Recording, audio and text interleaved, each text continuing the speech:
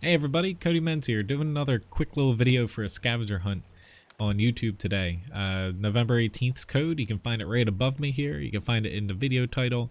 You can also find it in the video description below. Tomorrow's community contributor is going to be Vergara21. Over on YouTube here, there'll be a link to his channel in the video description, below the video here. Last time I did a little scavenger hunt code video, I did my personal top 10 tanks at tier 10 to play for solo random battles. Figured, since I'm a little pressed for time here again, why not do my worst top 10, or not worst top 10, but worst 10 tier 10 tanks that you can play solo in random battles. Based on my opinion, tell me if I'm wrong, how terrible I am, if I pick something that's incorrect. You can kind of see what the first tank is going to be here. They're not in any specific order at all. It's not like, I figure one's the worst out of all of them, so on and so forth. But in any event, starting out here, we have the Rheinmetall Panzerwagen, which, it's a light tank. They're not the easiest things to play, not platooned, and also to consistently win. Depending on the map, your team, there's a lot of variables, which this one is not exactly the best thing out there to start with. It's got a pretty accurate gun, it's got mobility and a decent HE shell, but it's not really consistent, compared to some other light tanks, say like the AMX13105 or the Panhard EBR, even like the WZ1321 that you can see down here. Like that thing at least has like a little bit of turret armor, it's a little bit smaller. And getting into number 2 here, sticking with light tanks, is the Sheridan. Sheridan, it's a little bit high sitting off the ground. It's an easy target to hit. Also, when it comes to the gun, it doesn't have, say, like a autoloader like the 13105. Also, it doesn't really have anything too special. It's not terrible, and you can put the derp gun on there, albeit I would highly recommend not doing that on the tier 10 Sheridan because it's not very good. But in any event, though, it's kind of a generic light and is really hard to be consistent, and especially when you don't have, say, the speed of the EBR 105 or the autoloader of the 13105, or a little bit of armor of the WZ1321, or even the Manicore that has that basically consistent solid gun, small presence, and a good camouflage. The Manicore is actually not on this list. I'm sure some people will very much disagree with me on that. But again, tell me your, I guess, worst 10 tanks at tier 10 that you think as far as playing solo and randoms. Moving on here, let's get into medium tanks. So for tier 10 mediums, 121. Basically, the 121, I feel like that one, this tank specifically struggles because of the low gun depression. Also, when it comes down to it, there are tanks that have, say, the same gun depression, popping over to the 430U, the 121 shares the same gun depression, but it's, it's kind of worse when it comes to the gun. Armor is also, not as good, and I just feel like the 121 is kind of lacking a little bit. Its strength used to be the 440 damage gun. Now it's not the only tier 10 medium, it has that, and also ultimately, when it comes down to it, it feels a little bit outdated right now. Next up for mediums, MX30B. Now, this is something to where I think some people might get a little angry at me, because I know some people like this tank. Personally, I really like the tier 9. Tier 10, though, I think struggles at, playing solo and just in general right now. Wargaming was trying to rework this somewhat recently this year, and they kind of put it on hold because it didn't go over well. However, the very small, and by small I mean gigantic, thing that ruins this tank is, basically the coning tower or whatever. It looks like it belongs on a frickin', naval, cruiser or destroyer or something. That's how big the thing is, compared to, let's just go with the M48A5. The cupola on this sits higher, but the 30B's cupola is just so massive that it ruins hold down gameplay. And outside of that, why would you play the 30B? If you can't really hold down, your armor is not really going to be consistent. You're better off playing another medium tank. So I feel, I get pretty frustrated playing this. So I included this. I feel like this one's definitely up for interpretation. Sticking with mediums, We have the E50M. Now this tank has really good accuracy. However, DPM's pretty poor. Also, damage per shot is kind of okay. You know, penetration, you know, is decent, but okay again. But this tank doesn't really, its armor doesn't really stack up anymore. And specifically on the turret's just god awful. Like the mantlet can bounce some stuff, but like good luck bouncing anything off of like your turret front, or if it's a little bit angled, or if a heat shell hits you, it's gonna pin you in that cheek. Where the E50M, like, it can ram and it's got accuracy, but it's got pretty much nothing else. Plus you're like you're a pretty large, tall target to hit too. I feel like the E50M, it's kind of outdated at this point, to where armor just doesn't hold up at tier 10 anymore. Moving on to heavy tanks now. So I'm sure some people can kind of think about what I'm going to say for heavies. We got the, you know, scapegoat right now of bad tier 10 tanks, the T110E5. This tank, I don't feel like the armor is the issue with this tank, because most people point at the cupola. T110E5 was a very good tank for a very long time before they buffed it for the HD model, which made it broken because they removed pretty much all the weak spots, specifically the cupola, but even the lower plate to some extent. It was good before then. It can still be good. However, right now it really struggles because of that cupola weak spot. Also, with only 8 degrees of gun depression compared to, say, the -10 degrees that its design actually was supposed to have, and say that the Super Conqueror does have. So you don't really have that gun depression the American tanks are really known for. Plus, on top of that, the gun's a little outdated with the damage per shot. Also, the DPM to go alongside of it for not having an autoloader or a higher damage per shot, you know, basically gun for a heavy.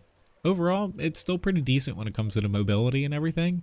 And like the size of the tank's nice to where it's not too big, but the cupola kind of ruins it with the low gun depression. If it had more gun depression, it would be better, plus a better gun.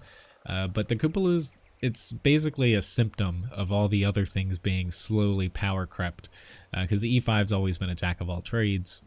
Another tank coming up here though, kind of like the E5, where the IS-4 here kind of does a little bit of everything. It just slides a little bit more over to like the slower, brawly type of heavy tank.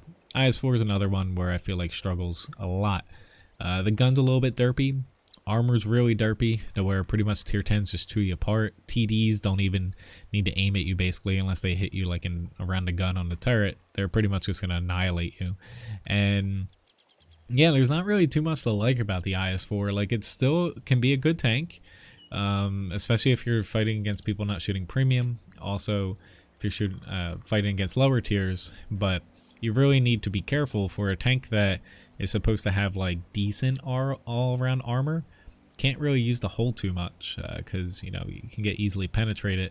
The gun, you know, is kind of okay, but nothing special there. Same with the mobility and everything. It's just a little, much like the E5, it's a little bit outdated because it's kind of trying to do a lot, but over the years it's kind of been power crept a little bit, where instead of being a little bit above average and everything, it's now, you know, average to below average in all the basically important areas. Alright, last but not least, we're moving on to TDs. I'm not going to include SPGs because I know everyone loves SPGs, so it wouldn't even, you know, make sense to include them because I'd get yelled at, since I know everybody, you know, everyone likes playing them. Anyway, though, TD time. So, for the worst tier 10 TDs to play, MXFache B. This tank, you know, you have the autoloader, which is nice. However, it's got really low penetration for a tier 10 TD, so you kind of have to spam premium sometimes. This is still set up for ranked battles. I was spamming gold out of this when people requested it for me to play. Basically, this tank's really frustrating to play. The armor doesn't really work.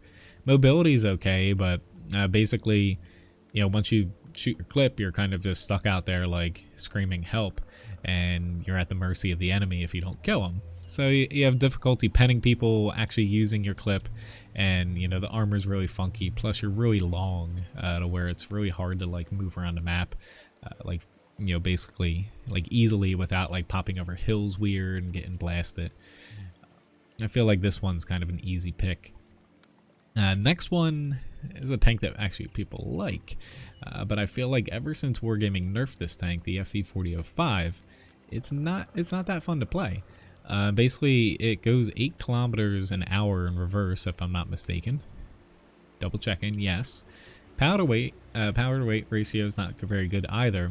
Plus, you're still large with no armor. And the gun, you know, the guns definitely has like the fear factor of getting hit by, say, a Hess shell or even with an AP shell.